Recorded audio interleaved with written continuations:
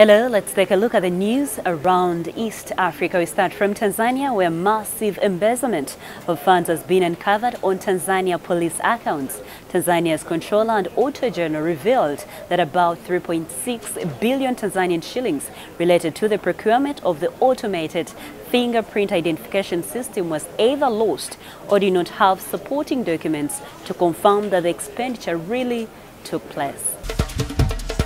News from Kenya, former MP Danson Mugatana and 6 other suspects have been arrested by the Ethics and Anti-Corruption Commission over the loss of 51 million Kenya shillings by Kilifi County government. It is alleged that 7 suspects and 14 others still at large paid the ransom to private companies which did not supply goods or offer any services to Kilifi County. In South Sudan, now South Sudanese leaders are in the Vatican for a spiritual retreat on invitation by the Pope. The Vatican Secretary of State described the retreat as an opportunity for reconciliation in the spirit of respect and trust for those who, at this moment, have the special mission and responsibility to work for the development of South Sudan. Finally, news from Uganda. President Yoweri Museveni has told women groups in Kampala that the reason why money does not reach them is because they vote for people who do not have access to where the national cake is shared. The president was responding to cries from women who told him that the money government gives to their groups does not reach them. Now let's take a look at the news around the world. We start from Sudan, and now we can say former President of Sudan, Omar al-Bashir, is under arrest in a safe place, and a military transitional council has been put in place, according to Sudan's Defense Minister and Army General. Ahmed Awad ibn Awuf has declared a 3-month state of emergency and said the military council will rule for 2 years. He said airspace is closed for 24 hours, as well as all national border points. Tens of thousands of Sudanese marched early on Thursday through the center of the capital, Khartoum, in jubilation, dancing and chanting anti-Bashir slogans. Now he has been indicted by the International Criminal Court in The Hague and is facing an arrest warrant of allegations of genocide in Sudan's Darfur region during an insurgency that began in 2013 and led to death of an estimated 300,000 people. Bashir, a former paratrooper who seized power in the bloodless coup in 1989, has been a divisive figure who has managed his way through one internal crisis after another while withstanding attempts by the West to weaken him.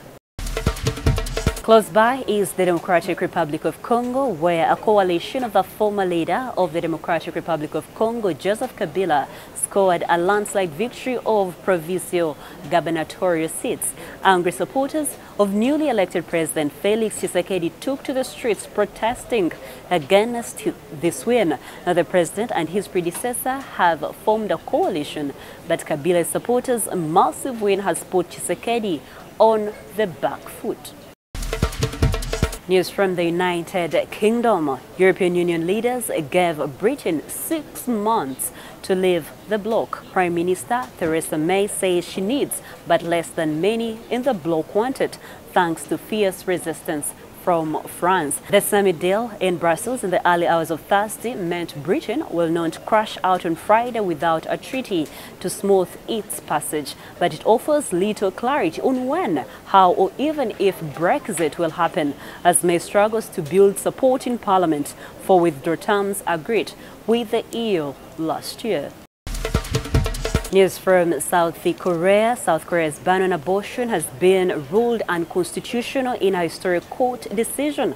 The country's constitutional court ordered that the law must be revised by the end of 2020. Under the 1953 ban, women who have abortions can be fined and imprisoned except in cases of rape, incest, or risk to their health.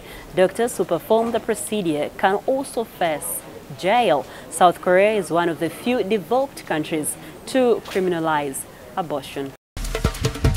News from the Vatican. Former Pope Benedict has blamed the Catholic Church's sexual abuse scandal on the effects of sexual revolution of the 1960s and a general collapse in morality. The 91-year-old Benedict, who in 2013 became the first pope in 6 centuries to resign, also bemoaned in a rare essay that some Catholic seminaries had an openly gay culture and thus failed to train priests properly. Finally, from India, Indians are voting the first phase of mammoth general elections, with Prime Minister Narendra Modi seeking a second term.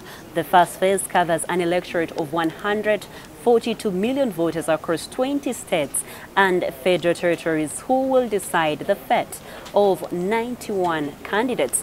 Almost 900 million of India's 1.3 billion people are eligible to vote. As India holds the world's biggest election, social media is awash with disinformation and fake news. That is it for the news around East Africa and around the world. Next is the Daily Pulse of Africa series.